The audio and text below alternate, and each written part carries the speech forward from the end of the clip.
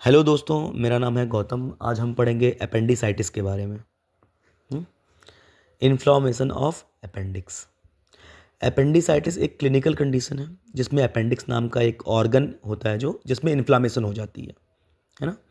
Appendix एक छोटा सा ब्लाइंड एंडेड ट्यूब कह सकते हो आप इसको, है ना, जो कि सीकम से अटैच्ड होता है और राइट लोअर एब्डोमेन में लोकेटेड होता है, जैसे राइट इलियक रीजन भी कहते हैं हम, है ना। नॉर्मल कंडीशन में अपेंडिक्स जो होती है उसका कोई लाइफ सेविंग काम तो नहीं होता। ऐसा नहीं है कि मतलब वो आपके पास है तो नॉर्मल लाइफ अगर आप ज़िंदगी जी रहे हो तो बहुत ज़्यादा आपकी जान बचा रहा है, कोई फ़िल्टर कर रहा है, कुछ कोई हार्मोन बहुत तगड़ा निकाल रहा है, ऐसा कुछ नहीं उसका काम है। वेस्टिजियल ऑर्गन में लेते हैं इसको, वेस्ट ऑर्गन में माना जाता है ना। तो वर्मी फॉर्म अपेंडिक्स कहते हैं क्योंकि वॉर्म की तरह लगता है दिखने में, ये किसी कीड़े की तरह। लेकिन हाँ, जब इसमें ब्लॉकेज या फिर इन्फेक्शन हो जाती है तब ये एक सर्जिकल इमरजेंसी बन जाता है। अपेंडिसाइटिस तब होता है जब अपेंडिक्स का ल्यूमन ब्लॉक हो जाता है, यानी कि कुछ अपेंडिक्स के अंदर चला गया, है ना। ये ब्लॉकेज सबसे कॉमनली मतलब फीकल मैटर्स से होती है, जो छोटे से टुकड़े होते हैं फीकल के, वो मतलब उसको हम फीकोलिथ भी कहते हैं।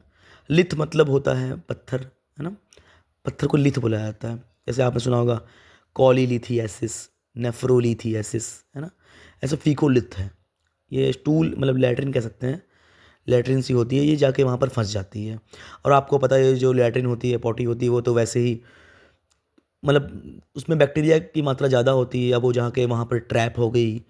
क्योंकि अपेंडिक्स जो होता है वो एक ब्लाइंड मतलब ब्लाइंड बोल सकते हैं उसको, उसके आगे कुछ रास्ता नहीं होता आगे ना। अब वहाँ पे कोई चीज़ जाके फंस गई तो वो सड़ेगी, सड़ेगी तो वो अपेंडिक्स को भी सड़ा देगी, ख़राब कर देगी, है ना। उसमें इन्फ्लामेशन हो जाती है, ठीक है। इसके अलावा लिम्फाइड टिश्यू का इन्लार्जमेंट भी होता है। वॉर्म हो सकते हैं, हाँ वॉर्म। ये कभी कभी मतलब जैसे फॉरेन बॉडी भी ब्लॉकेज का रीज़न बन सकती है, कुछ भी, है ना। कोई चीज़ मान लो आपने खाई, कोई चीज़ जाके वहाँ फंस गई, है ना। जब ल्यूमेन ब्लॉक होता है तो अपेंडिक्स के अंदर म्यूकस और सिक्रीशन जमा होने लगता है, ठीक है। इससे अपेंडिक्स के अंदर प्रेशर बढ़ता है बहुत ज़्यादा, ब्लड सप्लाई डिस्टर्ब हो जाती है उसकी, बैक्टीरिया रैपिडली मल्टीप्लाई करने लगते हैं, क्योंकि मान लो फीकोली तो वहाँ पर फीसेस जाके इकट्ठा हो गए, फंस गया मान लो कोई चीज़, तो ऑब्वियस सी बात है वहाँ वहाँ पर डाइजेस्ट होगा, सड़ेगा। सड़ेगा तो बैक्टीरिया की मात्रा वहाँ बढ़ेगी, बैक्टीरिया उसको डाइजेस्ट करने की कोशिश करेगी। तो फिर इसका क्या होगा, इसी प्रोसेस की वजह से अपेंडिक्स इन्फ्लेम्ड हो जाता है, फूल जाता है और बहुत पेनफुल भी होता है वो, ठीक है। अपेंडिसाइटिस के सिम्टम्स का एक क्लासिक पैटर्न होता है। शुरुआत में पेशेंट को हल्का डल पेन होता है, डल पेन महसूस होगा, जो पेट के बीच में होगा, नाभि के पास, अम्ब्लाइकस रीजन के आसपास होता है।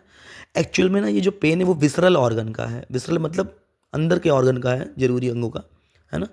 इसलिए जो पेशेंट होता है वो बहुत ज़्यादा तुक्का नहीं लगा पाता, वो सोचता है पेन कहाँ हो रहा है, क्योंकि स्किन के ऊपर जो पेन होता है वो ना एकदम एकदम पॉइंट पता चल जाता है कि हाँ कहाँ हो रहा है। अब जब पेट के अंदर कोई दर्द हो रहा है तो वो पता नहीं चल पाता, ठीक है। ये इसलिए होता है क्योंकि अपेंडिक्स जो एम्ब्रियोलॉजिकली मतलब मिडगट से डेवलप होता है। मिडगट मतलब ड्यूडेनम के बाद का जो हिस्सा है उसको मिडगट कह सकते हो आप, है ना।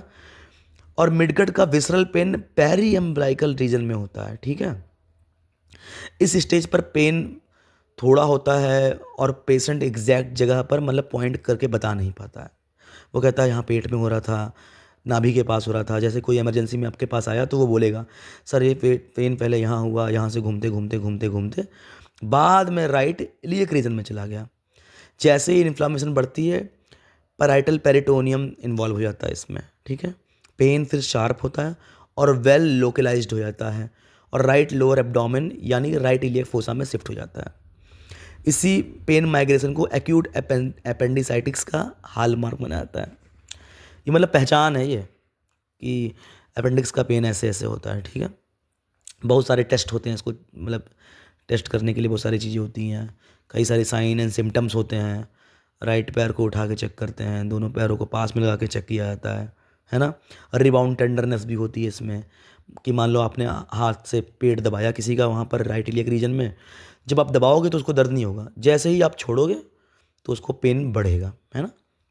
ऐसे पेन के साथ साथ पेशेंट को नौजिया भी होता है, वोमिटिंग भी होती है, लॉस ऑफ एपिटाइट और माइल्ड फीवर भी हो सकता है उसको। क्लिनिकल एग्जामिनेशन में राइट इलियक फोसा में टेंडरनेस मिलती है, रिबाउंड टेंडरनेस पॉजिटिव आएगी। और पेशेंट पेन की वजह से हिलने जुलने से बचने लगता है। अगर डायग्नोसिस में डिले हो जाए तो अपेंडिक्स परफोरेट हो सकती है, सड़ के फट सकती है, जिससे इन्फेक्शन पूरे एब्डोमेन में फैल जाएगा और फिर भैया ये रिस्की होता है, फिर पेरिटोनाइटिस हो जाएगा। यह एक सीरियस और लाइफ थ्रेटनिंग कंडीशन है, क्योंकि आप खुद सोचो वो पूरा स्टूल है, वो पूरा सड़ा गला हुआ मटेरियल है। अब अगर अपेंडिक्स में छेद हुआ तो इसका मतलब है कि जो भी स्टूल का है, जो भी खाने का मटेरियल था हाथ के अंदर, वो लीक करके आपके मतलब एब्डोमेन में आ गया, मतलब ना खाली जगह में आ गया, पेरिटोनियम को टच करने लग गया।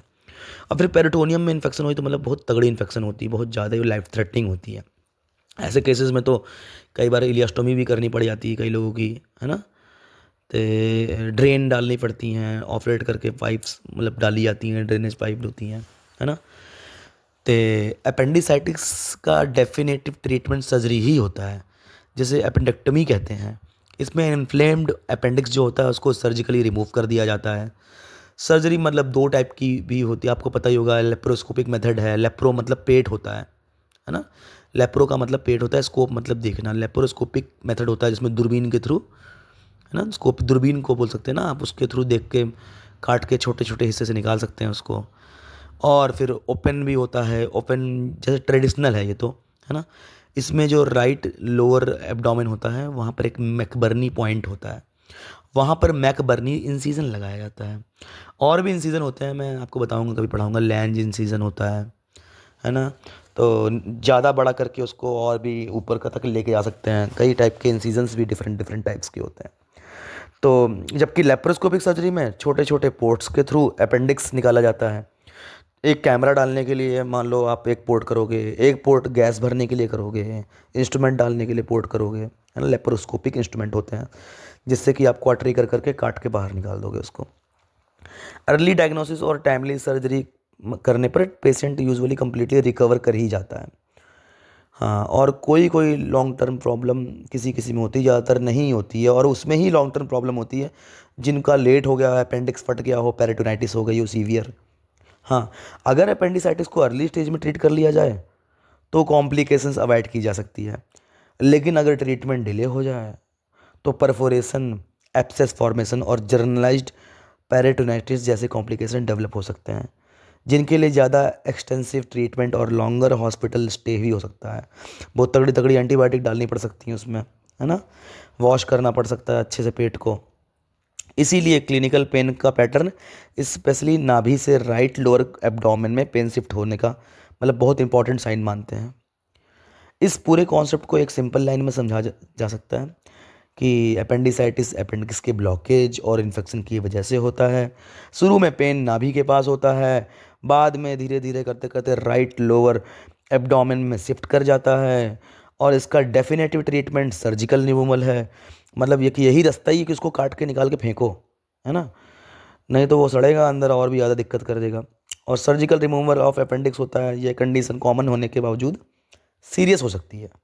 इसीलिए अर्ली रिकग्निशन में टाइमली मैनेजमेंट बहुत ज़रूरी होता है। जल्दी से पकड़ो, जल्दी से डायग्नोसिस बनाओ, केस करो और अपेंडेक्टमी करके अपेंडिक्स को निकाल के बाहर फेंको और ट्रीटमेंट डालो। अगर एकदम क्लियर क्लियर रहा, सब कुछ साफ साफ रहा, अपेंडिक्स सही रही, तो फिर पेशेंट तीसरे दिन चौथे दिन घर चले जाता है अपने। और अगर फट गई तो फिर लंबा थोड़ा ट्रीटमेंट चल सकता है। मुझे उम्मीद है कि अपेंडिसाइटिस आप समझ पाए होगे अच्छे से। मैंने इजी तरीके से समझाने की कोशिश की।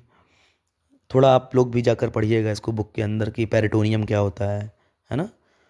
ताकि आप लोग को आइडिया हो जाए पेरिटोनाइटिस का भी। Thank you.